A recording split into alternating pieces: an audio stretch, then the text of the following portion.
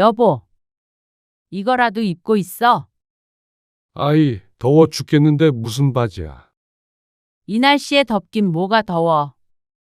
당신 혼자만 옷차림 좀 봐. 윗도리도 벗어버리고 싶은 거 참고 있는 거야. 이거 그냥 팬티 아니야? 반바지처럼 입는 거라고. 그게 그냥 팬티지 뭐야? 아니라니까 그러네. 이것 봐. 팬티처럼 보여?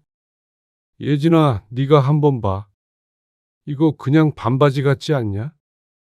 오늘 이야기 속 주인공은 57세 황현진 씨입니다. 그리고 그녀의 남편에 관한 이야기이죠.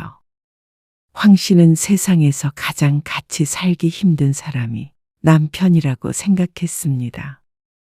30년 동안 같이 살아왔는데도 불구하고 말이죠.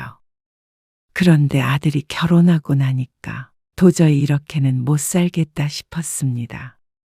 며느리에게 창피해서 얼굴을 들 수가 없었습니다.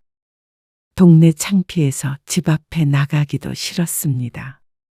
무엇보다 집에서 흰색 러닝과 사각 팬티 차림으로 드러누워 엉덩이 긁고 있는 모습이 꼴보기 싫어서 한 집에서 살 수 없겠다 싶었습니다.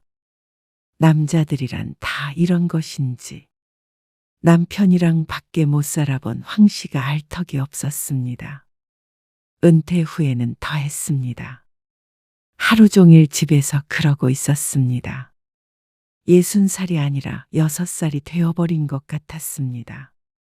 아니, 원시인이라고 해도 믿을 것 같았습니다. 너무 늦었지만 8순이 넘은 시어머니에게 도로 반품해버리고 싶다고 생각했죠. 물론 받아주지도 않으실 테지만 그렇다면 이제는 제발 죽어 분리를 해야 했습니다. 그래야 황 씨도 좀 사람답게 살 것 같았습니다. 황 씨는 퇴근 후에 거실 소파 옆에 서서 한숨을 내쉬었습니다. 남편은 은퇴한 지 2년째 오늘도 변함없이 헐렁한 사각 팬티 차림으로 거실 소파에 드러누워 있었습니다. 한 손에는 리모컨을, 다른 한 손에는 뻥튀기를 들고 있었죠. 여보, 제발 그렇게 누워서 좀 먹지 마. 다 흘리잖아. 아, 왜 오자마자 잔소리야? 남편은 황 씨가 퇴근을 했든 말든 제대로 쳐다보지도 않고 TV 채널만 돌렸습니다. 그리고 옷 좀 제대로 입고 있으면 안 돼? 그게 뭐야? 아무리 그래도 팬티만 입고 생활하는 사람이 어디 있어? 아이, 더워 죽겠는데 무슨 옷을 또 입어? 내 집에서 내가 편하게 있는다는데 뭐가 문제야? 남편이 귀찮다는 듯 손을 휘저으며 대답했습니다. 황 씨는 또다시 한숨을 삼켰습니다. 특히나 은퇴 후에는 아무 데도 안 나가고 하루 종일 집에서 늘 저렇게 헐벗고 살았습니다. 황 씨가 고개를 절레절레 흔들며 안방으로 들어갔습니다. 그런데 그때 초인종이 울렸습니다. 황 씨가 나가보려는데 남편이 벌떡 일어났습니다. 내가 나갈게. 뭐? 뭔데? 당신 팬티만 입었잖아. 괜찮아. 치킨이야. 여보, 옷이라도. 말이 끝나기도 전에 남편은 팬티바람으로 현관문을 활짝 열었습니다. 문 앞에는 젊은 배달기사가 서 있었습니다.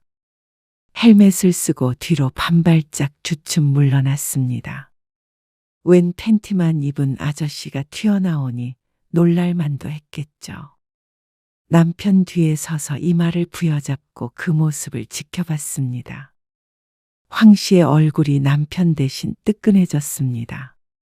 배달기사는 시선을 어디에 둬야 할지 몰라 하며 서둘러 비닐봉지를 내밀었습니다. 수고하세요. 남편은 태연하게 말하며 문을 닫고 돌아섰습니다. 차라리 문 앞에 두고 가라고 하지 굳이 직접 받을 건 뭔지 몰랐습니다. 정말 창피해 죽겠네. 젊은 사람 앞에 그 꼴로 나가면 어떡해? 뭐가 창피해? 남자끼리인데 뭐 어때? 아무리 배달 기사가 남자라도 남편은 창피하다는 자각을 하지 않는 것 같았습니다. 나중에는 빨개 벗고도 문을 열어줄 사람이었습니다. 남편은 치킨을 식탁으로 가져가며 말했습니다. 얼른 밥 좀 차려봐. 치킨 먹는 거 아니야? 밥이랑 먹어야 더 맛있지. 벌써 이런 생활이 2년째였습니다. 황 씨는 백수 아들을 키우고 있는 기분이었습니다.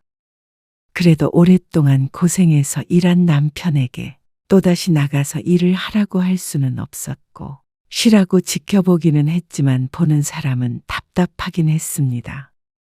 하지만 아직까지 일하는 황 씨가 그 뒤치다꺼리까지 하느라 할 일이 늘어난 것은 불만이 있었습니다. 남편은 게으름의 정점을 찍고 있는 중이었으니 말이죠. 결혼 초엔 단정하고 깔끔한 편이었는데 나이가 들수록 점점 자기 편한 대로만 사는 것 같았습니다. 황 씨가 밥상을 차리는 동안 남편은 치킨을 뜯었습니다. 정말 맨손으로 손가락을 쪽쪽 빨며 뜯어먹었습니다. 그러고는 황 씨가 꺼내놓은 반찬통을 열어 그 손으로 김치를 집어먹기도 했죠. 덜어야 하는데 왜 그냥 집어먹어? 뭐 어때? 우리 둘이 먹는 건데. 젓가락으로 먹던가? 남편은 대꾸가 없었습니다. 먹느라 바빴죠. 그리고 황 씨가 아침에 먹었던 된장찌개를 데워서 가지고 오자마자 옆에서 숟가락을 들이밀었습니다. 밥도 줘. 남편은 밥도 없이 뜨거운 찌개를 후 불며 한 입 떠먹었습니다. 황 씨가 자리에 앉기도 전에 식탁이 지저분해지고 있었습니다. 같이 좀 먹어? 매일 먼저 그러지 말고. 알았어. 알았어. 대충 대답한 남편은 그러면서도 김치를 집어먹고 있었습니다. 황 씨가 밥과 반찬을 날라 상을 차리고 겨우 앉아 밥을 몇 숟갈 먹자 남편은 거의 다 먹은 상태였죠. 식사를 먼저 마친 남편은 그릇을 그대로 두고 남은 치킨과 맥주캔을 챙겨 거실로 나갔습니다. TV 소리가 크게 들려왔습니다. 여보, 먹은 거라도 좀 치워놓고 가. 당신이 늦게 먹었으니까 당신이 치우면 되잖아. 황 씨는 입을 다물었습니다. 말해봤자 돌아오는 건 저런 소리뿐이었습니다. 설거지를 하고 거실로 나가보자 거실 테이블 위는 혼돈 그 자체였습니다. 치킨 뼈다귀, 과자 봉지, 맥주캔이 굴러다녔습니다. 남편은 어딜 갔는지 소파는 비어 있었습니다. 집고를 이렇게 해놓고 어딜 갔나 했더니 그새 안방에 누워 있었습니다. 잘 준비를 하고 휴대폰을 들여다보고 있었습니다. 유튜브를 보는지 실실 웃는 모습이 왜 이렇게 얄미운지 몰랐습니다. 당신 거실 안 치우고 그냥 자는 거야? 내일 치울게. 그리고 씻긴 했어? 팬티 차림 그대로 누워 있었는데 머리도 젖지 않은 것이 씻지 않은 게 분명했습니다. 아침에 샤워를 했을 리도 만무했고 저러고 잠자리에 들려는 모양이었습니다. 씻긴 뭘 씻어. 나가지도 않았는데. 남편은 잔소리가 듣기 싫었는지 휴대폰 화면을 끄더니 모로 누워 눈을 감았습니다. 황 씨는 그 모습을 보고 뒤돌아섰습니다. 그리고 주변 정리를 한 뒤에 욕실로 들어가 씻었습니다. 내일도 황 씨는 출근을 해야 하기에 무언가 할 시간은 많지 않았습니다.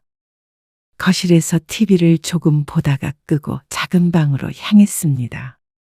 씻지도 않고 맨몸으로 누워있는 남편과 한 침대를 쓰고 싶지는 않았죠. 다음 날 아침에 남편이 왜 각방을 쓰냐며 화를 낼 것이 뻔했지만 황 씨로서도 이것이 최선이었습니다. 엄마, 예진이랑 같이 집에 한번 들리려고 하는데 괜찮으세요? 우리 집에? 네. 지난 명절에도 못 갔잖아요. 언제? 금요일 저녁은 어떠세요? 그때는 일이 늦게 끝나는데. 이번 주는 주말에도 좀 바쁘고. 반년 전 아들은 결혼을 했습니다. 그런데 주로 밖에서만 봤지 아직 제대로 집에 초대한 적이 없었습니다. 핑계야 여러 가지였지만 사실은 남편의 모습이 부끄러워서였습니다. 남편이 집에 누가 온다고 격식을 차리는 성격이 아니기 때문이었습니다. 당장 지난달에 있었던 일만 해도 그랬습니다. 성환 엄마, 김치 담갔는데 이것 좀 먹어봐. 가까이 지내는 이웃이 갑작스레 집에 찾아왔습니다. 주말인데 집에 있느냐는 전화에 있다고 대답했던 것인 전부인데 이렇게 금방 집에 올 줄은 몰랐습니다. 아, 잠깐만요. 김치통을 들고 집에 들어오려고 하는 이웃을 황 씨가 다급하게 막았습니다. 아, 집에 아저씨 계시는구나? 그래서 들어오는 건 좀 그런데. 그런데 남편이 사각 팬티 차림으로 배를 긁으며 현관 쪽으로 나왔습니다. 왜? 들어오시라 그러지. 난 괜찮은데. 애구머니나. 그나마 작은 위안이라면 그래도 손님이 왔다고 하얀 러닝을 위해 걸치고 나왔다는 것일까요? 그런데 하의는 여전히 사각 팬티였습니다. 헐렁해서 본인은 반바지 같다고 생각하는 모양이었지만 보는 사람 입장에서는 남사스러운 것이 사실이었습니다. 여보, 황 씨는 손님을 세워두고 남편의 팔을 잡아 끌어 안방으로 데리고 들어왔습니다. 여보. 이게 뭐 하는 짓이야? 그래도 누가 왔으면 최소한의 예의는 지켜야 하는 거지. 지켰잖아. 최소한의 예의. 남편은 손가락으로 런닝을 가리키며 말했습니다. 소위 말하는 난닝구가 남편이 말하는 예의인 모양이었습니다. 그리고 갑자기 찾아온 저 여자가 예의 없는 거지. 내 집에서 내 맘대로 입고 있는 게 예의 없는 거야. 남편은 어처구니 없어 했지만 황 씨는 황 씨대로 어이가 없었습니다. 아무리 갑자기 왔다고 하더라도 옷을 갖춰 입는 건 인간적인 기본 예의가 아닌가 싶었습니다. 동네 사람들이 황 씨 남편이 팬티바람으로 손님을 맞는다고 수근거릴까봐 무서웠습니다. 설마 며느리가 와도 그러진 않겠지 싶었지만 그래도 게으르고 지저분한 남편의 모습을 며느리에게는 보여주고 싶지 않았습니다. 며느리가 시아버지에 대해 안 좋게 생각할까봐 걱정이 됐습니다. 그러다 보면 황 씨 아들도 자기 아빠를 닮았다고 생각할까봐 그게 문제였죠. 그런데 언제까지 아들 며느리가 오는 것을 막을 수는 없었습니다. 결국 그 다음 주에 아들이 며느리와 함께 집으로 찾아오기로 했습니다. 여보, 당신 제대로 옷 입고 있어야 해. 알았지? 여전히 거진 빨개 벗고 있는 남편에게 황 씨가 신신당부를 했습니다. 남편은 하도 특이해서 이렇게 말하지 않으면 정말 경악스러운 일을 벌릴 수도 있는 사람이었습니다. 아이 진짜. 왜 자꾸 남의 옷차림을 가지고 그래? 그리고 며느리가 좀 보면 어때서 그래? 이제 가족인데. 황 씨의 입이 쩍 벌어졌습니다. 턱이 곧 땅에 닿을 것 같았죠. 당신 그러면 진짜 가만 안 둘 거야. 당신 아들 체면도 생각해줘야 할 거 아니야? 아이고, 알았어. 걱정 마. 남편의 성의 없는 대답에 황 씨는 불안했습니다. 하지만 설마 하니 며느리 앞에서도 그러고 다니지는 않겠지 싶었습니다. 그리고 약속한 날이 되었을 때 황 씨는 부엌에서 음식 준비에 열을 올렸습니다. 직접 한 음식을 처음 대접하는 것이기에 아침부터 정신이 없었죠. 남편은 그 옆에서 반찬을 집어먹다가 시간이 되자 안방으로 들어갔습니다. 옷 입어. 황 씨가 그런 남편에게 소리쳤고 남편이 알았다고 대답했습니다. 그래도 아주 아나무인은 아니구나 싶었습니다. 그때 타이밍 좋게 초인종 소리가 들렸습니다. 황 씨가 서둘러 앞치마를 벗으며 현관문을 열었습니다. 어머, 왔니? 잘 계셨어요? 안녕하세요. 어머님, 아이고, 예진아. 얼른 들어와. 며느리는 참하고 예뻤습니다. 딸이 없어서 그런가 사근사근한 며느리가 그렇게 고와 보일 수가 없었습니다. 긴 생머리를 귀 뒤로 넘기며 수줍게 신발을 벗고 들어오는 며느리. 식사 준비해놨어. 아버지는요? 방에. 곧 나오실 거야. 그리고 호랑이도 제 말하면 온다고 안방 문이 딸깍하고 열렸습니다. 그런데 방 밖으로 나온 남편의 모습을 보고는 세 명 모두 얼음처럼 굳어버렸습니다. 평소 차림과 같다고 해야 할지, 다르다고 해야 할지. 다 늘어난 흰색 런닝에 큰 사각 팬티를 그대로 입고 그 위에다가 웬 마 소재의 하와이안 셔츠 같은 걸 걸쳤습니다. 우스꽝스럽기까지 한 모습에 황당한 것은 물론이고 황 씨의 귀가 빨개졌습니다. 지금 그걸 갖춰 입었다고 할 수가 있는 것인지. 아버지, 옷이. 네 엄마가 하도 옷 좀 걸치라고 하니까 답답하게 시리.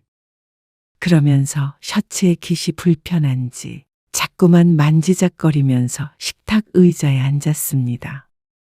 저것이 끝인 모양이었습니다. 양복 바지라도 입고 오길 바란 것이 아니라 그냥 평범하게 반팔 티셔츠에 반바지라도 입었으면 이토록 우라통이 터지지 않았습니다. 그런데 아들만 있는 것도 아니고 며느리까지 있는 앞에서 젓꼬라지를 하고 있는지 몰랐습니다. 여보, 옷 좀 갈아입고 와. 황 씨가 며느리 눈치를 보며 이를 꽉 깨물고 말했습니다. 그러자 남편이 어깨를 으쓱하며 대답했습니다. 이 이상 뭘 더 걸치라는 거야. 어차피 집에서 밥 먹는 건데 그래도 보기 안 좋잖아. 안 좋기는 얼른 밥이나 먹자. 남편이 앉아서 먼저 숟가락을 들자 아들 며느리도 서둘러서 식탁 앞에 앉았습니다. 그런데 며느리의 눈이 자꾸만 이리저리 방황하는 것을 보니까 어디에다 눈을 둬야 할지 모르는 것 같았습니다. 아들의 얼굴도 조금 붉어져 있었습니다. 에어컨을 켰지만 뜨거운 국을 먹으며 땀이 났는지 남편이 밥 먹는 도중에 갑자기 셔츠를 벗어 던졌습니다. 아이고, 도저히 더워서 안 되겠다. 괜찮지? 가족끼리니까.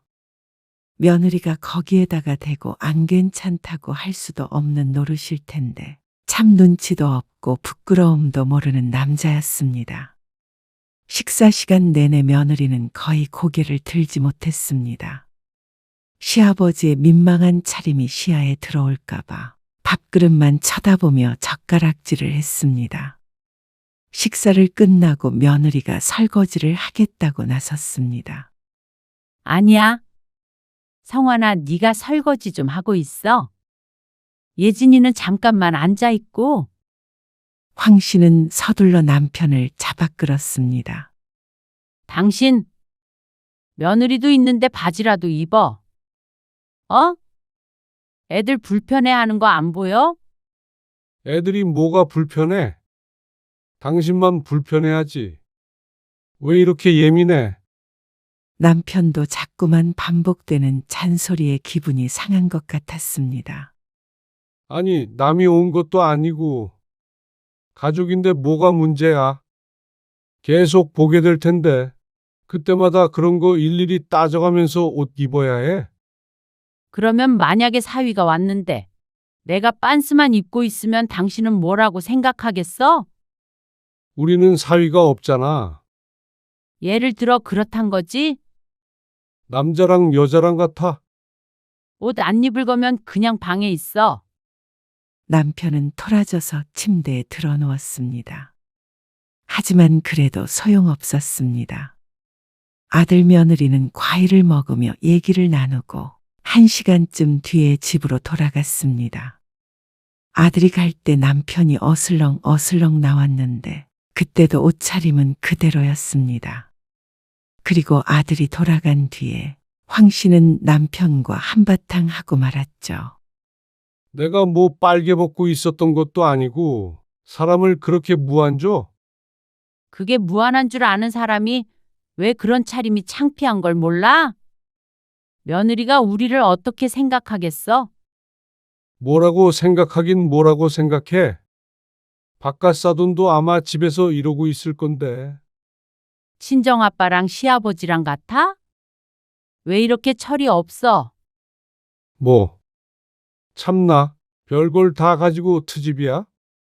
당신이 그냥 내가 꼴 보기 싫은 거겠지. 남자가 은퇴하면 집에서 사람 취급 못 받는다더니. 지금 그런 말이 왜 나와? 당신 팬티만 입고 돌아다니는 거랑 그게 무슨 상관이야? 그러니까 그게 그냥 당신의 마음에 안 든다는 거잖아. 애들은 아무렇지도 않아 하는데. 아무렇지도 않겠어? 아까 예진이 눈도 못 마주치던데. 그건 당신 생각이지. 하지만 그게 황 씨만의 착각일 리가 없었습니다. 다음 날 아들에게 연락이 왔는데 조심스럽게 남편의 옷차림에 대해서 말을 꺼냈습니다. 엄마, 진짜 민망해서 죽는 줄 알았어요. 알지? 엄마도 아빠한테 뭐라고 했어? 속옷 차림으로 며느리 인사 받는 사람이 어디 있어요. 알어. 미안해. 아내인 자신도 보기 싫은데 다른 사람은 오죽할까 싶었습니다. 황 씨가 괜히 죄인이 된 기분이었습니다. 정작 잘못한 사람은 배째라인데 말이죠. 남편에게도 아들에게서 전화가 왔던 얘기를 했지만 소용없었습니다. 그렇게 해서 바뀔 사람이었으면 진작에 황 씨의 말을 들었을 것이었습니다. 황 씨도 학을 뗐습니다. 그 뒤로도 아들 며느리가 황 씨의 집에 잠시 들를 때가 있었는데 그때도 같은 차림이었습니다. 팬티의 무늬만 바뀌었지 늘어난 러닝도 그대로였죠. 아들도 아버지를 말릴 수 없다는 걸 알고 2번 더 말하지 않았습니다. 다만 발걸음을 줄였습니다. 황 씨는 차라리 잘 됐다고 생각했습니다. 이런 더러운 꼴은 자신이 보는 것만으로도 충분하니까 말이죠. 여보, 발톱 깎았으면 바로바로 치워. 황 씨가 소파에 기대어 바닥에 앉았다가 손바닥을 날카로운 것이 찔러서 보니까 남편의 손톱인지 발톱인지였습니다. 황 씨의 얼굴이 일그러졌습니다. 속이 안 좋아지는 것 같았습니다. 원래 그렇게 비위가 약한 편이 아니었는데 남편이 점점 약하게 만들어주고 있는 것 같은 기분이었죠. 이따가 한 번에 청소기 돌리면 돼. 남편이 소파에 드러누운 채로 말했습니다. 손에는 또 뻥튀기가 들려 있었는데 그 가루가 배 위로 바닥으로 떨어져 주변이 지저분했습니다. 발톱과 뻥튀기 가루가 한데 어우러져 있을 걸 생각하니 또 속이 안 좋아서 자리에서 일어나 버렸습니다. 알른이 죽지? 황 씨가 남편 대신 청소기를 돌렸습니다. 같이 사는 집이기에 남편이 하기만을 기다렸다가는 황 씨도 더러운 집에서 살아야 했습니다. 남편이 노리는 게 이런 것일 수도 있겠지만 황 씨는 이렇게 더러운 환경에서는 살고 싶지 않았습니다. 그래서 황 씨는 출근하기 전에도 퇴근 후에도 남편 뒤를 쫓아다니며 집을 쓸고 닦았습니다. 그렇지 않으면 돼지우리가 될 것 같았습니다. 그러다 명절이 되어 아들 며느리가 집에 왔습니다. 남편은 이제 아주 거리낌이 없었습니다. 며느리가 아니라 꼭 딸이 온 것 같이 굴었습니다. 다음 명절에는 다 같이 여행이나 가자. 여행이요? 그래. 요즘에는 그렇게들 많이 한다며. 어차피 차례도 안 지내는데 집구석에서 밥 해먹는 것보다 나가서 바람이라도 쐬는 게 낫지. 틀린 말은 아니었습니다. 문제는 이 말을 하면서 자꾸만 배를 긁고 있는 저 손이 문제였습니다. 그것도 옷 속으로 말이죠. 늘어난 흰 런닝이 들쳐지며 자꾸만 뱃살이 보였다 말았다 했습니다. 소파에 앉아 있으니까 사각 팬티는 더 짧아져서 허벅지가 훤히 드러났습니다. 예진아, 어디로 가고 싶냐? 아, 저는 아무 데나 좋아요. 며느리의 눈이 이리 봤다 저리 봤다 정신없이 굴러다녔습니다. 안 그래도 큰 눈이 똑 떨어져 내릴 것 같았습니다. 그런데 자꾸 며느리에게 말을 거는 남편 때문에 좌불안석이었습니다. 여보, 이거라도 입고 있어. 보다 못한 황 씨가 방에서 헐렁한 추리닝 바지를 가지고 왔습니다. 위든 아래든 좀 가려야 할 것 같았습니다. 몸매가 좋지도 않으면서 뭘 저렇게 다 보여주지 못해 안달인지 몰랐습니다. 아이, 더워 죽겠는데 무슨 바지야? 이 날씨에 덥긴 뭐가 더워. 당신 혼자만 옷차림 좀 봐. 다들 편하게는 입었지만 격이라는 게 있었습니다. 윗도리도 벗어버리고 싶은 거 참고 있는 거야. 남편은 저걸 농담이라고 하는 말인지 아들의 표정도 좋지가 않았습니다. 이거 그냥 팬티 아니야? 반바지처럼 입는 거라고. 그럼 그게 그냥 팬티지 뭐야? 아니라니까 그러네. 이것 봐. 팬티처럼 보여? 예진아, 네가 한번 봐. 이거 그냥 반바지 같지 않냐? 남편이 자리에서 일어나더니 바지를 이리저리 돌려보며 며느리에게 물었습니다. 며느리가 차마 바라보지는 못하고 살짝 인상을 찌푸린 채 시선을 틀었습니다. 순하고 인상 한 번 쓰는 법이 없었던 며느리인데 말이죠. 여보, 황 씨가 소리를 치는데 아들이 먼저 화를 냈습니다. 아버지, 제발 옷 좀 입으세요. 아들의 직접적인 말에 남편도 잠시 놀란 표정이었습니다. 하지만 도리어 화를 냈죠. 아니, 다들 왜 이래? 내가 이러고 밖을 돌아다닌 것도 아니고 너는 집에서 안 이러고 있냐? 안 그래요. 그런다고 하더라도 누가 왔을 때는 절대 안 그러고요. 아니, 가족끼리 뭘 그렇게 따지는 거야? 그놈의 가족. 가족도 보기 싫은 모습이 있다는 걸 모르는 것 같았습니다. 만약 황 씨도 시아버지가 이랬다면 발길을 끊었을 것 같았습니다. 이게 보기 싫으냐? 남편이 며느리에게 물었습니다. 그러자 며느리가 작게 고개를 끄덕였습니다. 참나. 다 싫다고 하니 할 말은 없을 것이었습니다. 하지만 고집이 얼마나 센지 남이 말은 귓등으로도 안 들었습니다. 저리 싫으면 중이 떠나야지. 싫으면 너희가 오지 말아라. 황 씨는 남편의 뒤통수를 한 대 내려치고 싶었습니다. 오히려 남편을 집에서 쫓아내고 싶은 심정이었습니다. 그런데 그 소리를 듣고 아들이 기분이 상했는지 주섬주섬 짐을 챙겼습니다. 어차피 집이 가까워서 자고 가지는 않을 예정이었는데 그래도 너무 일찍 돌아갔습니다. 여보, 우리 진지하게 얘기 좀 해. 아들 부부가 떠나고 황 씨는 남편과 마주 앉았습니다. 뭔데 그래 또? 남편은 귀찮은 듯한 얼굴이었습니다. 아들이 그렇게 돌아갔는데도 자신의 탓이 아니라고 생각하는 듯 했습니다. 당신 때문에 애들이 이제 우리 집에도 안 오겠네. 그게 왜 나 때문이야? 요즘 애들이 다 그렇지. 부모 집 오는 걸 좋아해? 적어도 싫어하지는 않았었습니다. 그러니까 황 씨가 부르지 않아도 자신들이 오겠다고 종종 연락을 해왔던 것이었죠.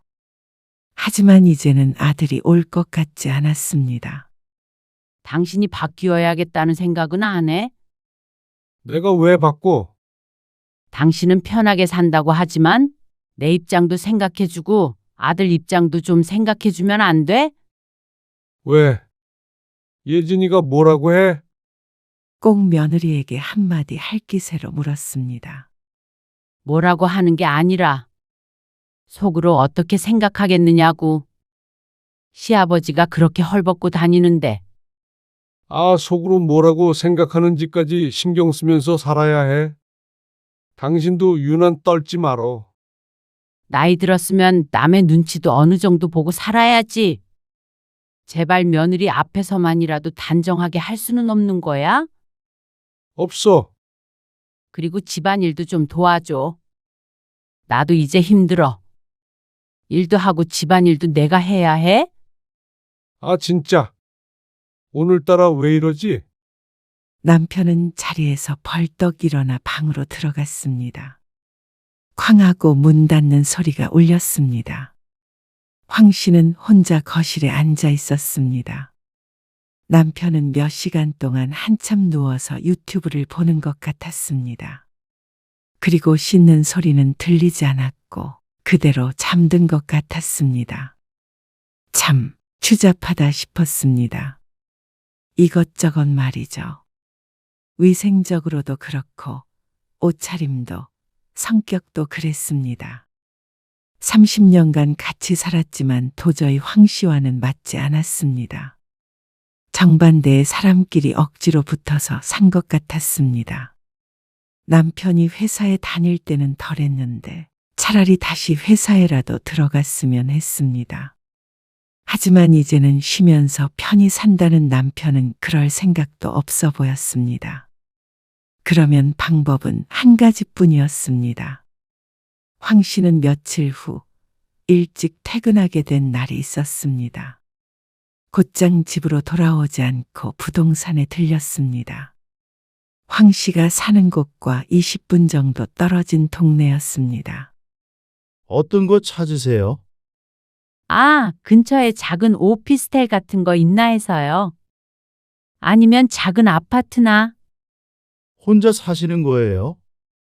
네. 저 혼자요. 그리고 그날 곧장 비어있는 집으로 계약을 했습니다. 2년 전세로 말이죠. 아담한 아파트였습니다.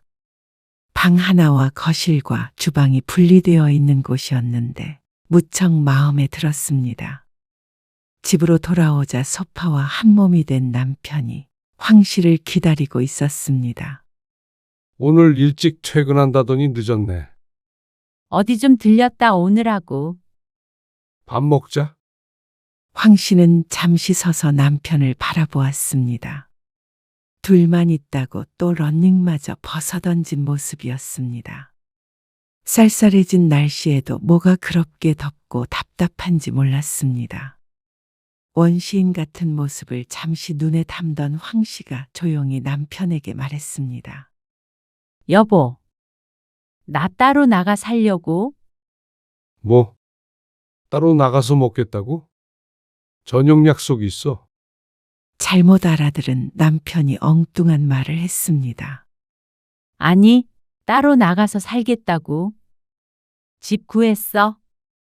그러자 드러누워 있던 남편이 몸을 일으키며 다시 물었습니다. 나가서 산다고? 집 나가겠다는 말이야. 가출하는 게 아니라 분가하겠다는 말이야. 뭐? 왜? 갑자기 그게 무슨 말이야? 말 그대로야. 당신이랑 이제 못 살겠어. 남편은 황당하는 표정을 지었습니다. 황 씨는 차분하게 얘기했습니다. 원시인이랑은 더 이상 못 살겠어. 뭐? 원시인? 지금 나 말하는 거야? 그래? 씻지도 않고 치우지도 않고 옷도 안 입고 빈둥대기만 하는데 원시인이지 뭐야. 아니다. 원시인도 사냥은 열심히 하겠지? 지금 무슨 말 하는 거야? 농담해. 아니, 농담 아니야. 당신도 남의 눈치 안 보고 사는 게 좋다며? 나도 그렇게 하려고 당신 눈치 안 보고 나 하고 싶은 대로 살려고. 다음 주 주말에 이사해. 장난치지 마. 남편은 말도 안 되는 소리 하지 말라며 다시 소파에 누웠습니다. 그런 남편을 보고 황 씨는 짐을 싸기 시작했습니다. 일단 옷부터 챙겨놓고 하루하루 조금씩 싸놓을 생각이었습니다. 그리고 하루 이틀 지날수록 황 씨가 싸놓는 짐이 늘어나자 남편이 그제서야 심각성을 느낀 모양이었습니다. 여보, 진짜 가는 거야? 집 구했다니까? 무슨 집을 구해? 작은 아파트 하나 구했어. 지금 이혼하자는 거야? 번거롭게 뭐 그렇게까지 해. 그냥 나가서 산다는 거지. 절이 싫으면 중이 떠나야 한다며. 남편이 했던 말을 그대로 해주자 남편의 얼굴이 새하얘졌습니다. 정말 이 상황이 장난이 아닌 걸 깨달은 것이었죠. 이혼할 생각까지는 없으니까 걱정 마. 그냥 룸메이트로 지내다가 따로 산다고 생각하면 되지. 지금 그게 말이 돼? 당신도 그렇게 된 게 다 뒤치다꺼리 해주는 사람이 있어서인 것 같아? 당신도 이참에 사람답게 좀 살아봐. 내가 사람답지 않았다는 말이야. 나가면 다시는 안 들어와. 아휴, 그걸 깨닫지 못하면 내가 돌아오는 일은 없을 거야? 황 씨는 예정대로 주말에 이삿짐 차를 불렀습니다. 짐이 많지 않다고 생각했는데 그래도 싸놓고 보니까 상당했죠. 진짜 가는 거야? 남편이 그런 황 씨를 붙잡았습니다. 평소와 같은 차림으로 1층까지 내려오는 바람에 황 씨의 얼굴이 또 뜨끈거렸습니다. 이제는 이런 꼴을 안 봐도 된다는 게 다행이었습니다. 집을 떠나는 섭섭함보다는 시원한 마음이 컸습니다. 당신 이대로 가면 나 이혼해 버릴 거야. 이혼? 아이고, 당신 혼자 외롭게 늙으려면 그렇게 하던가. 그랬더니 남편이 더는 따지지 못했습니다. 그럴 자신은 또 없는 모양이었습니다. 황 씨는 결국 집을 떠났습니다. 남편이 얘기 좀 하자고 했지만 이미 소용없음을 알고 있었습니다. 그동안 충분히 대화를 나누려는 시도는 했으니 말이죠. 새 아파트에 도착한 황 씨는 깊은 한숨을 내쉬었습니다. 적어도 인연은 살 집이었습니다. 남편은 한동안 연락하지 않았습니다. 아무래도 삐진 모양이었습니다. 그런 남편의 심정도 이해했습니다.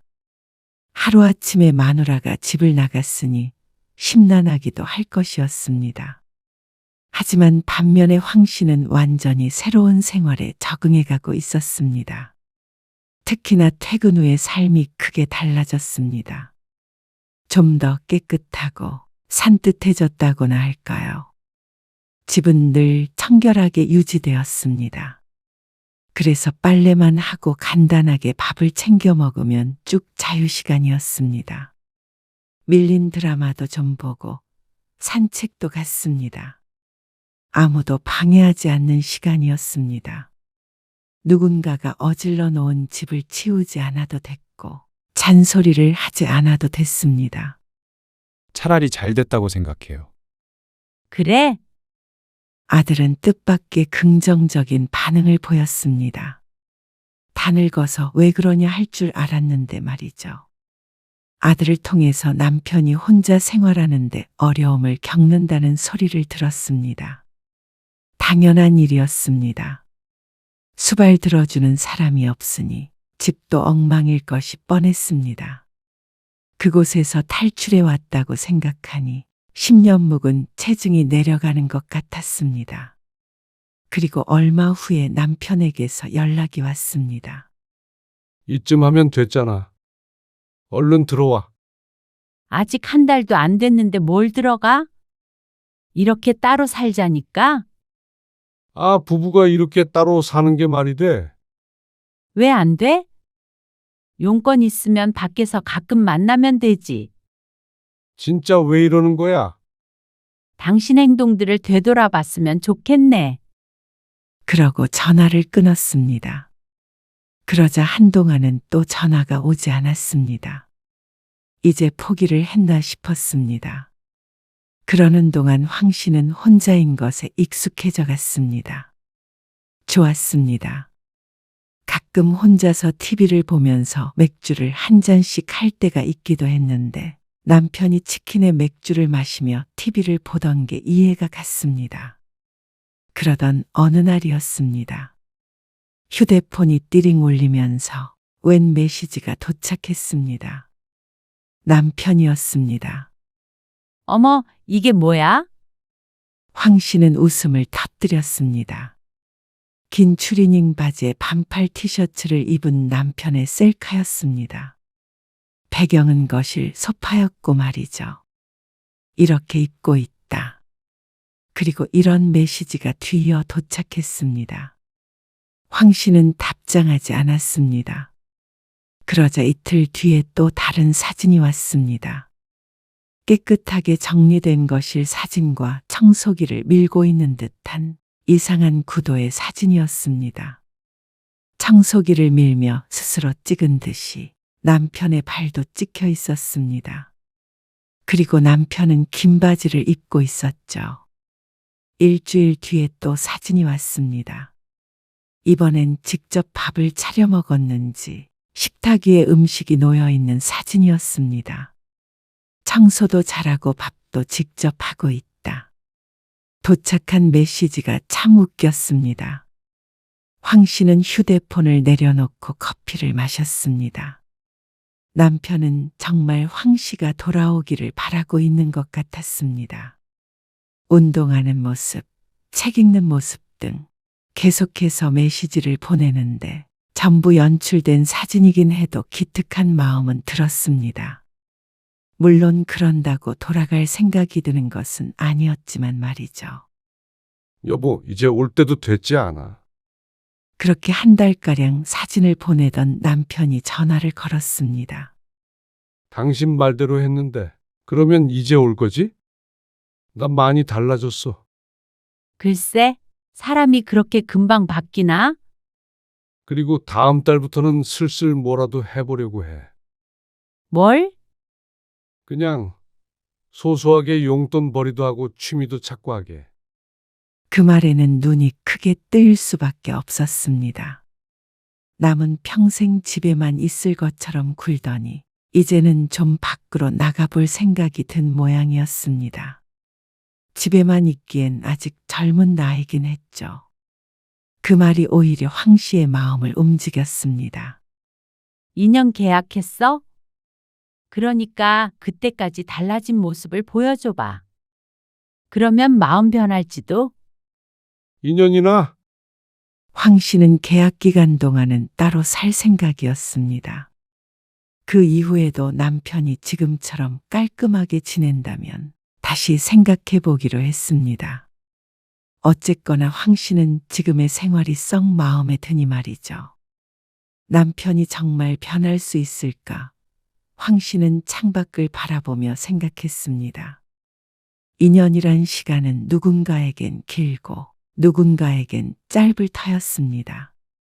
하지만 적어도 지금 이 순간만큼은 황 씨는 자신만의 깨끗하고 평화로운 공간에서 숨 쉴 수 있다는 것에 감사했습니다.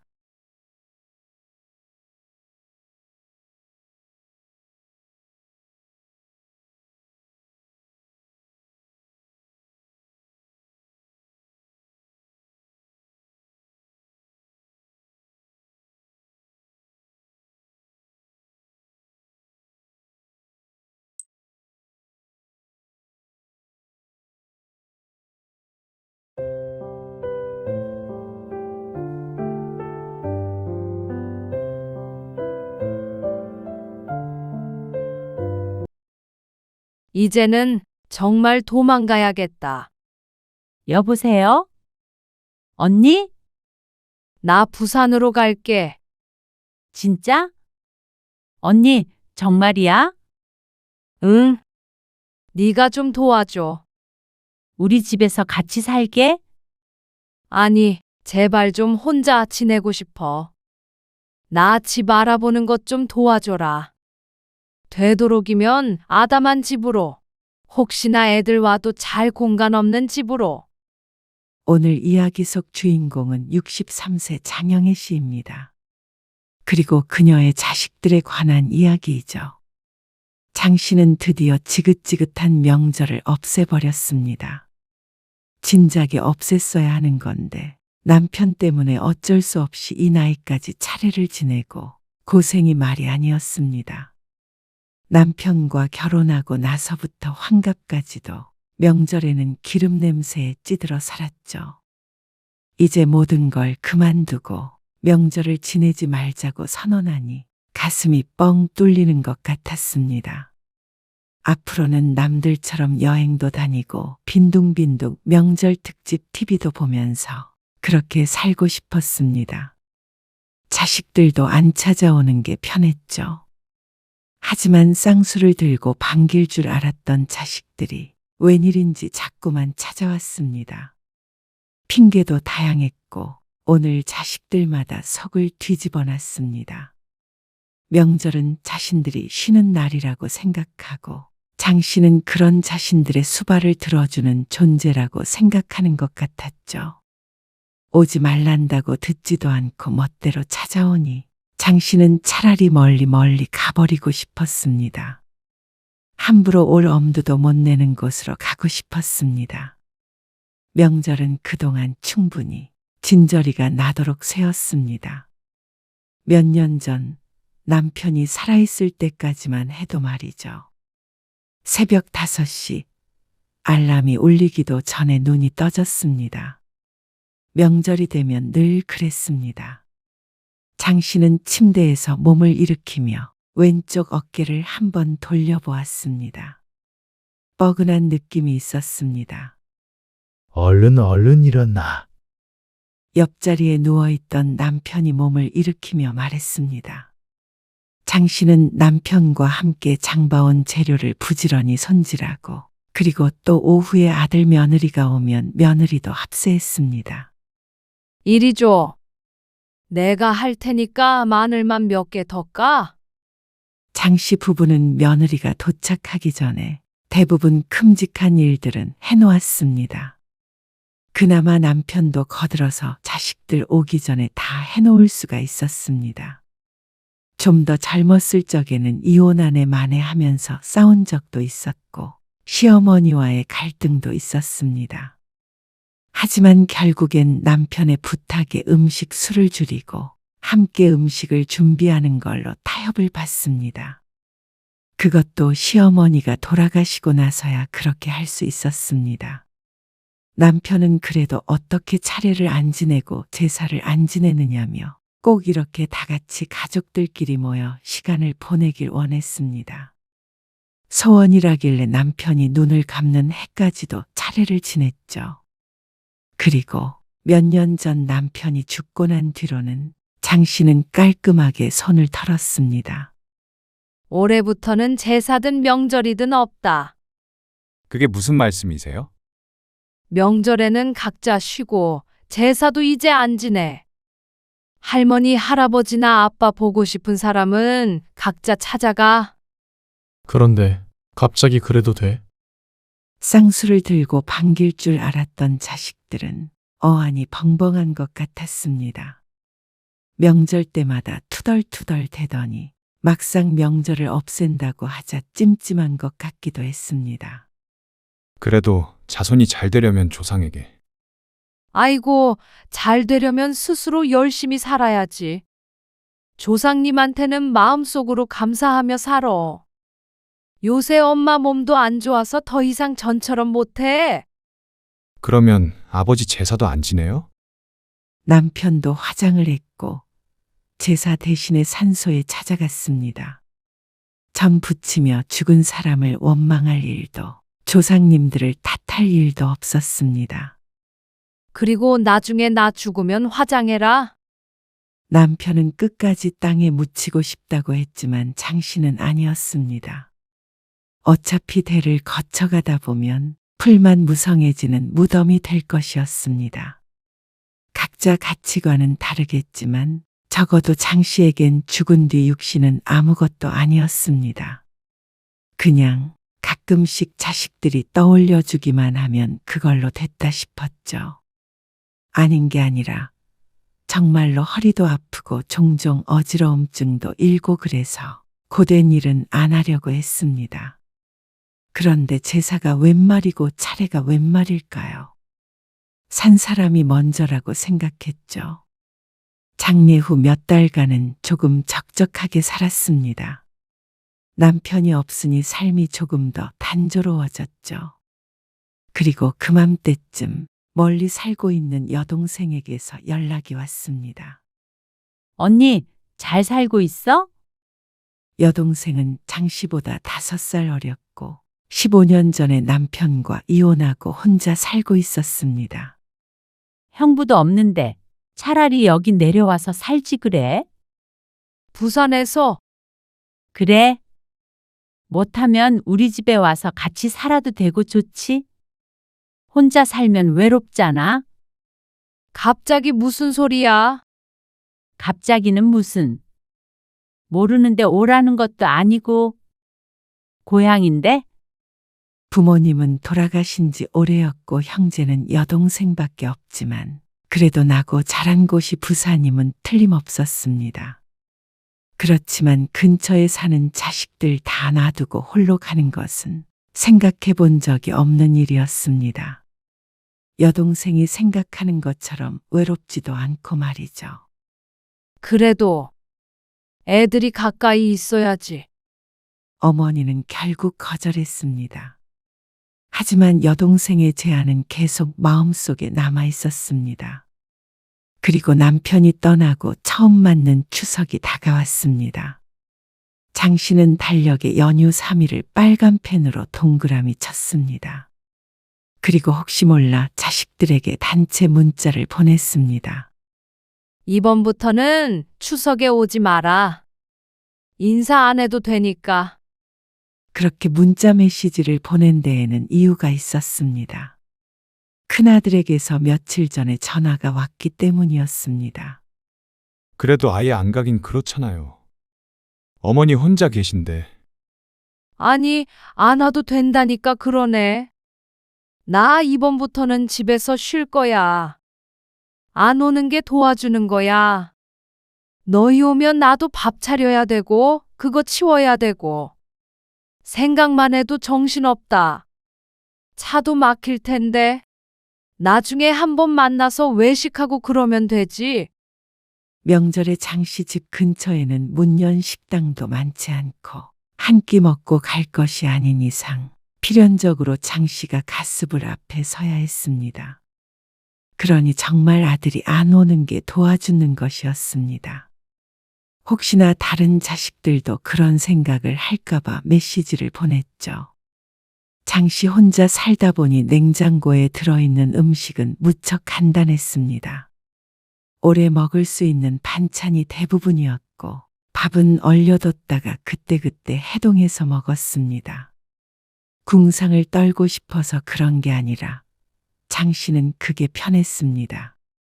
평생을 요리만 하다시피 하며 산 것 같았습니다. 그래서 이제는 밥소리만 들어도 지겨웠죠. 그래서 남편이 떠나고 슬픈 와중에도 그것 하나만큼은 편했습니다. 그런데 추석 연휴 첫날 오전 갑자기 초인종이 울렸습니다. 아침밥도 안 먹고 소파에 누워서 TV를 보고 있던 장 씨는 화들짝 놀랐습니다.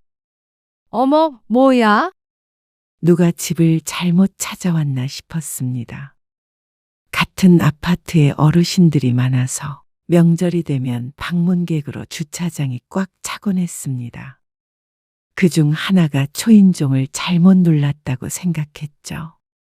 그런데 씨가 느릿하게 몸을 일으키는 사이에 비밀번호 누르는 기계음이 들려왔습니다. 장 씨가 놀라서 현관을 빤히 쳐다보고 있자 문을 열고 익숙한 얼굴이 들어왔습니다. 뭐야? 왜 왔어? 그러면 명절에 내가 갈 데가 어디 있어? 막내 아들이었습니다.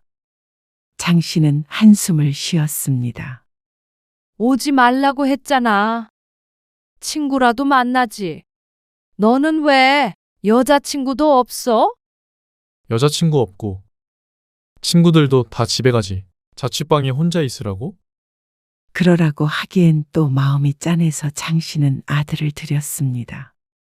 29 먹은 막내 아들은 신발을 벗자마자 거실 소파로 직행했습니다. 그러고는 양말을 벗어 테이블 위에 올려놓았습니다. 장 씨는 고개를 절레절레 흔들면서 양말을 집어 세탁실에 내놓았죠. 엄마, 나 밥 밥 안 먹었어? 눈 뜨자마자 온 거야. 장 씨는 할 수 없이 부엌으로 갔습니다. 냉장고에 먹을 게 별로 없어서 김치와 계란으로 김치볶음밥을 만들었습니다. 그걸 또 식탁에서 먹지 않고 TV를 보면서 거실에서 먹는 아들을 보니 함께 살던 때로 돌아간 것 같았습니다. 3남매 중에서 유일하게 결혼을 안 한 막내 아들은 1시간 정도 떨어진 거리에서 자취를 하며 직장에 다녔습니다. 친구들 만나는 걸 워낙 좋아해서 당연히 명절에도 오지 말라 그러면 좋다고 할 줄 알았습니다. 그런데 생각해보니 아들에게 장 씨의 집만큼 쉬기 좋은 곳이 없었습니다. 끼니마다 밥 해주고 빨래 해주고 청소해주고 수발 드는 엄마란 아들에게 그런 존재였죠. 엄마, 나 여기 며칠 있다가 할게. 며칠? 연휴 마지막 날까지는 있어야지. 어차피 갈 데도 없고. 장 씨는 항의하고 싶었지만 이미 늦었습니다. 막내는 벌써 TV에 빠져 있었습니다. 오후가 되자 아들은 짐가방에서 노트북을 꺼냈습니다. 그러더니 게임을 하는 것 같았습니다. 총 쏘는 소리인지 폭탄이 터지는 소리인지 모를 게 거실에 울려 퍼졌습니다. 장 씨는 거실에서 한가하게 TV를 보던 오전이 벌써 그리웠습니다. 안방에 작은 TV가 있는데 고장난 지 오래였습니다. 낮잠이나 자야겠다 싶어서 조금 누워 있었는데 잠시 잠에 들었죠. 엄마, 잠깐 일어나 봐. 아들이 장 씨를 흔들어 깨웠습니다. 왜? 잠깐 이것 좀 봐봐요. 그새 게임이 끝났는지 아들이 조용해진 노트북을 장 씨 앞에 들이밀었습니다. 화면에 부동산 어쩌고 하는 글과 사진이 떠 있었지만 그걸 왜 장 씨에게 보라는 것인지 몰랐습니다. 이게 뭐니? PC방이 매물로 나왔더라고요. 아, 그래서? 저 회사 그만두고 PC방 차려볼까 생각 중인데. 그 말에 어떤 부모든 기가 막혔을 것 같았습니다. 취업한다고 그 고생을 하고 오랫동안 뒷바라지를 하게 하더니 몇 년 다니지도 않고 이제는 퇴사를 하겠다는 말이었습니다. 그러고 나서 PC방을 차리겠다니 장 씨의 귀에는 철없는 소리로만 들렸습니다. 게임 좋아한다고 PC방을 차리냐? 장 씨가 침대에서 몸을 일으켜 거실로 나가자 아들이 노트북을 들고 쫓아와 씌었뿐이다. 초기 자금이 7천만 원 정도 필요해. 엄마가 5천만 원만 보태주면 나머지는 내가 알아서 할게. 그러면 다 내 돈으로 하겠다는 말이잖아? 내가 무슨 돈이 있다고? 아이, 있잖아요. 장 씨는 기가 막혔습니다. 있다고 하더라도 그건 장 씨의 노후 자금이었습니다. 취업을 한 순간 아들은 이미 장 씨의 손을 떠난 것이었습니다. 하지만 막내 아들은 포기하지 않았습니다. 늦은 점심을 먹으면서도 계속 같은 얘기를 했습니다. 설거지를 끝내고 나오니 또 물었습니다. 엄마, 생각해봤어? 그만해. 더 이상 얘기하지 말어. 그런데 그날 오후 늦은 시각 또다시 장 씨는 뜻밖의 손님을 맞아야 했습니다. 이번에는 초인종도 울리지 않고 현관문이 벌컥 열렸습니다. 아니, 너는 또 왜 온 거야? 큰 아들이었습니다. 며느리와 손주들도 함께였습니다. 아무리 그래도 명절인데 아예 안 와보는 건 좀 그렇잖아요. 명색이 장남인데. 그러니까 장남이든 차남이든 내가 올 것 없다고 했잖아. 자식이 셋인데 그중 둘이 장 씨의 집에 와 있는 것이었습니다. 이러면 명절을 없애는 의미가 없었습니다. 차례는 지내지 않는다고 하지만 참 번잡스러웠습니다. 장 씨가 생각했던 명절이 아니었습니다. 잘 지내셨어요? 며느리도 웃으면서 인사했습니다. 아이고, 너는 또 왜 왔냐? 성철이가 오잔다고 와? 시집에 오는 게 뭐가 좋다고? 아, 그게요. 며느리가 어색한 미소를 지으며 말했습니다. 할머니, 그 와중에 손주들이 장 씨에게 반갑게 뛰어들었습니다. 온몸으로 손주들을 받아 안은 장 씨가 아들 며느리를 쳐다보았습니다. 거기 서서 뭐해? 현관에서 신발을 신은 채로 말을 주고받는 아들에게 물었습니다. 이왕 온 거 얘기를 나눠도 거실에서 하자 싶었죠. 그런데 아들이 고개를 저었습니다. 아니요. 어머니, 얼굴 봤으니까 됐어요. 뭐? 황당한 아들의 말에 장 씨가 아들 며느리 얼굴을 번갈아 보았습니다. 손주들은 이미 신발을 벗어던지고 소파 위에 올라가고 안방에 들어가고 난리가 났는데 말이죠. 다시 간다고? 뭐 하러 왔어? 정말로 얼굴만 보러 온 건가 싶어서 놀라서 되묻자 아들이 대답했습니다. 어머니, 애들 좀 두고 갈게요. 뭐라고? 그게 무슨 말이야? 명절에 오지 말라고 그러셔서 저희가 여행도 좀 알아보고 했는데 이번에는 애들 놓고 둘이서만 다녀오려고요.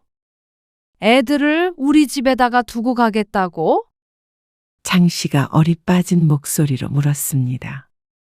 그러자 며느리가 민망하다는 듯이 웃으며 대꾸했습니다. 어머님, 애들도 힘들게 돌아다니는 것보다 할머니랑 같이 있는 게 좋다고 하더라고요. 그래서 저희도 같이 가려고 했는데 애들 때문에. 자꾸만 애들 타령을 하는데 애들이 부모와 여행 가는 것보다 할머니 집에 있는 걸 더 좋아하기는 쉽지 않았습니다. 기가 막혔습니다. 명절이라 오지 말라고 했더니 지금 보자 아이를 맡기기 위해 온 것이었습니다. 아니, 이렇게 다짜고짜 찾아와서 애들을 맡아달라니? 나는 안 쉬니? 언제 데리러 오려고? 이틀 뒤에 올게요. 그러니까 명절 내내 맡기겠다는 말이었습니다.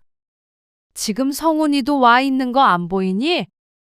좀 부탁 좀 드릴게요. 이럴 때 아니면 저희도 언제 둘이 놀러 가봐요. 아들과 며느리는 막무가내였습니다.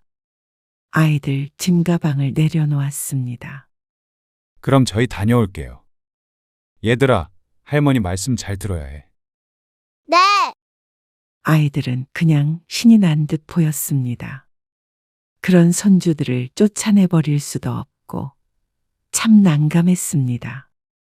그러자 아들과 두 손자 손녀가 집 안 한 구석을 차지해버렸습니다.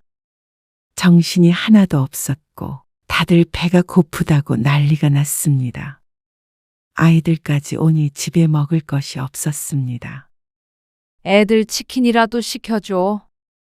장 씨가 막내 아들에게 말하자 아들이 얼굴을 일그러뜨리며 말했습니다. 명절에 애들 치킨 먹이게. 나도 치킨은 질리는데 집밥 먹고 싶어서 온 거야? 뭐? 집밥? 그러면 밥 시켜 먹던가 하자. 할머니, 나 생선 먹고 싶은데. 나는 미역국에 밥 말아 먹을래. 여기 오면 할머니가 잡채도 해준다고 그랬는데? 손주들의 말에 막내 아들도 실실 웃으며 TV로 시선을 돌렸습니다. 결국 장 씨는 마트까지 다녀와야 했습니다. 평소에 다니는 곳은 연휴에 문을 닫아서 좀 더 먼 곳까지 다녀왔죠. 마땅히 해줄 것이 냉장고에 없었던 탓이었습니다. 장을 봐서 부엌에 서자 장 씨는 한숨이 났습니다. 차례상을 준비하던 걸 생각하면 크게 힘들다고 할 수도 없었지만 그래도 힘에 부쳤습니다. 몸이 안 좋다는 말을 아무도 귀 기울여 듣지 않은 것 같았습니다. 혼자서 조촐하게 밥을 차려 먹고 말 때가 좋았습니다. 배고프다는 소리에 긴장해야 하는 현실의 한숨이 나왔죠. 너 설거지 좀 해. 내가? 그러면 엄마가 밥도 차리고 설거지도 해야 해. 아, 귀찮은데. 아들을 억지로 설거지를 시키니 좀 나았습니다. 그런다고 자식들 수발이 끝난 것은 아니었지만 말이죠. 내 거야. 아니야. 내가 먼저 가져왔어. 장난감을 가지고 왔는지 거실은 이미 어수선해져 있었습니다. 그런데 잘 놀다가 갑자기 장난감을 가지고 싸우기 시작했습니다. 그러다가 손녀딸이 울음을 터뜨렸습니다. 장 씨가 한참 달래도 소용이 없었습니다. 막내 아들도 시끄럽다고 방으로 들어가 버렸죠. 할머니, 엄마 언제 와? 그리고 또 시간이 지나자 엄마 아빠를 찾는 아이들. 여기서 두 밤 자면 온대. 나 집에 가고 싶은데. 정신이 하나도 없었습니다. 어찌저찌 달래서 씻기고 재우긴 했는데 영혼이 나가는 기분이었습니다. 그 와중에 막내 아들은 저녁 늦게까지 게임을 하며 과일을 깎아달라고 속 터지는 소리만 하고 있었습니다. 그리고 다음 날이었습니다. 이 짓을 내일까지 해야 해. 장 씨가 아침밥을 먹고 설거지를 하면서 푸념했습니다. 막내 아들이야 늦은 시간에 일어나지만 손주들은 일찍 또 일어나서 밥 타령을 했습니다. 그런데 점심까지 먹고 나자 점입가경이었습니다. 너희 정말 왜 이러는 거야? 오후가 되자 장 씨의 딸이 왔습니다. 쿵쾅거리는 발걸음으로 말이죠. 넌 정말 안 온다고 했잖아. 오지 말라고 그랬더니 좋아했던 딸이었습니다. 시집에만 갔다가 쉴 거라며 밝은 목소리로 대답했었습니다. 그런데 왜 온 건지 몰랐습니다. 안 온다며? 왜 왔어? 그러자 딸이 화를 내며 말했습니다. 나도 안 오려고 했어. 근데 그 인간이 누구? 박서방? 애들은 어쩌고 혼자 온 거야? 몰라, 안 온대. 분명히 일찍 나와서 집에 가기로 해놓고 말이야. 진짜 어제부터 고생고생해서 음식 차리고 설거지하고 그랬는데 내일까지 있자는 거야, 시집에서. 아이고 소리가 절로 나왔습니다. 그래서 딸이 시집을 박차고 나온 모양이었습니다. 신발을 벗어던지며 딸이 소파에 털썩 주저앉았습니다. 어떻게 하려고 그래? 박서방은 아직도 사돈네에 있는 거야? 몰라. 애들 두고 그냥 나와버렸어. 그러다가 혼나려고. 박서방이 알아서 하겠지. 시집에서 뭐라고 했어? 맨날 똑같지 뭐. 음식도 제대로 못한다고 그러고. 이거 해라 저거 해라. 설거지도 다 나만 시키고 박서방은 구경만 해. 같이 하자고 하지. 그러면 오히려 시어머니가 나 미워한다고. 근데 얄미워. 그래놓고는 집에 가겠다고 말도 못하고 내일까지 있겠다잖아. 딸이 한숨을 쉬며 말했는데 장 씨야말로 한숨이 나왔습니다. 큰아들네 아이들이 바닥에서 놀고 있고 막내 아들은 게임을 하고 있고 딸까지 와서 자리를 차지하고 있었습니다. 엄마, 나 배고파. 점심도 안 먹고 왔어. 그놈의 배고프다는 말. 넌 집에 가서 쉬면 되잖아. 이왕에 나온 거. 집에서 쉬고 싶어서 싸우고 나온 거 아니야? 몰라? 내가 친정 안 가는 거 아니까 무시해서 있으라고 그런 거잖아. 그래서 나 이제부터 그냥 엄마 집 오게. 장 씨는 머리가 아팠습니다. 이럴 거면 뭐하러 명절을 없애내 만에 하는 얘기를 꺼낸 건지 모두 다 의미가 없어졌습니다. 그리고 자식들 밥 차려 대령해야 하는 역할을 여전히 장 씨가 해내야 하는 것 같았죠. 할머니, 나도 배고파. 장 씨는 60이 넘어서도 부엌에서 늙어 죽을 운명인가 싶었습니다. 그런데 그날 저녁 9시가 넘어가는 시간쯤 초인종이 급하게 울렸습니다. 인터폰 화면에는 사위의 얼굴이 보였습니다. 박서방? 이 시간에 웬일이야? 장 씨가 문을 열자 사위가 민망하다는 표정으로 뒤통수를 긁었습니다. 장모님, 죄송해요. 애들 엄마 여기 있죠? 그래. 아까 낮에 왔어. 데리러 왔어요. 사위가 현관으로 들어오려고 하자 딸이 방에서 뛰어나왔습니다. 오지 마. 나 안 돌아갈 거야. 뭐? 당신 왜 이래? 집이 발칵 뒤집혀가지고 내가 얼마나 곤란했는지 알아. 그러니까 아침만 먹고 일어났어야지. 약속했잖아. 처가에 안 간다고 좀 더 있다가 가라고 그러시는데 어떡해. 지금 애들도 다 데리고 나왔어. 집에 가서 같이 쉬자. 그러면 되잖아. 애들 차에서 기다려. 어머님은 뭐라고 그러시는데? 몰라, 노발대발하는데. 당신이 나중에 전화 한 통 드려. 내가 둘러대긴 했는데 화 많이 나셨어. 그럼 안 가? 내가 왜 전화를 해? 장 씨가 그 모습을 지켜보다 못해 끼어들었습니다. 전화를 하든 안 하든 가서 해결해. 애들 차에서 기다린다며. 아, 안 간다니까? 나보고 사과하라잖아. 그냥 그렇게 나와버린 건 좀 그랬지. 박서방도 약속을 했으면 지켜야지. 죄송해요. 장모님. 어쨌거나 가서 둘이 대화를 해봐. 장 씨가 서둘러 둘을 내보내려고 하는데 딸이 버텼습니다. 엄마, 시어머니가 나한테 뭐라고 그러셨는지 알아? 며느리 자격이 없다고 그러셨어. 뭐? 사람 잘못 들였다고.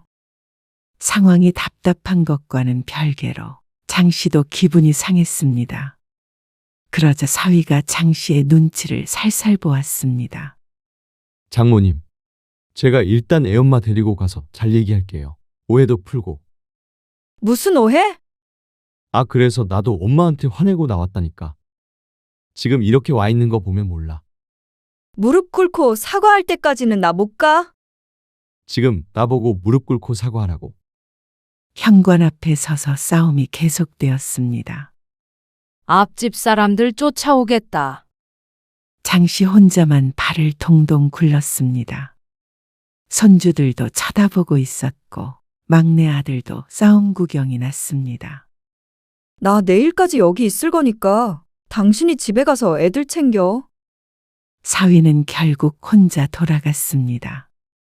딸은 한참 씩씩거리더니 작은 방으로 들어가 버렸고 말이죠. 폭풍이 한 차례 지나간 듯 했습니다. 장 씨는 그날 밤 제대로 잠을 이루지 못했습니다.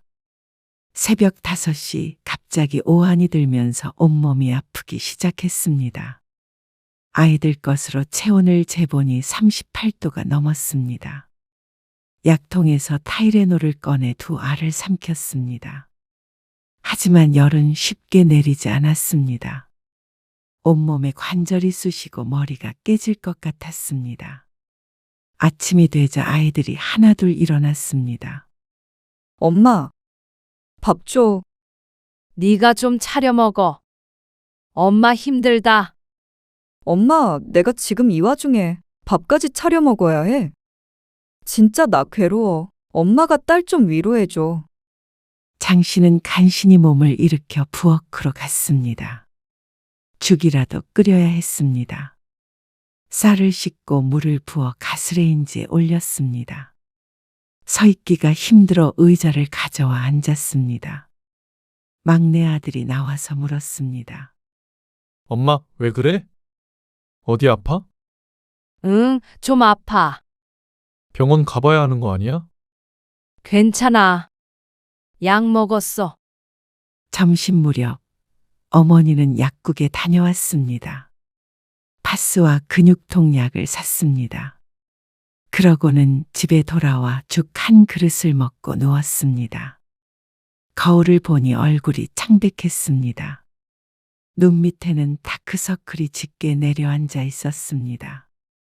오후가 되어도 몸이 나아지지 않았습니다.